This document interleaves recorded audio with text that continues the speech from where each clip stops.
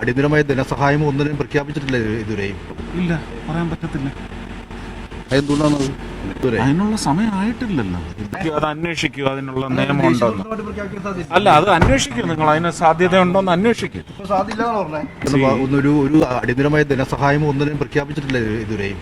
അപ്പൊ അങ്ങനെ അങ്ങനെ പ്രഖ്യാപിച്ചിട്ടില്ല ഇതുവരെ. അതിനുള്ള സമയമായിട്ടില്ലല്ലോ.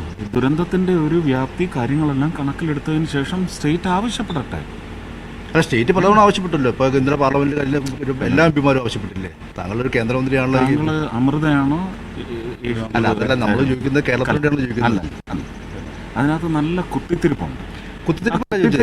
സഹായം ലഭിക്കുമോ എന്നുള്ള ജനങ്ങൾക്ക് എത്തേണ്ടതെത്തും. രാഷ്ട്രീയ വക്താവായിട്ട് വരരുത് പ്ലീസ്. അല്ല, ഇതുവരെ എന്ത് ഇടപെടൽ നടത്തിയെന്നുള്ള കാര്യത്തിലൊന്നും പറയാൻ പറ്റുമോ? ഇല്ല, പറയാൻ പറ്റത്തില്ല. എന്തുകൊണ്ടാണത്?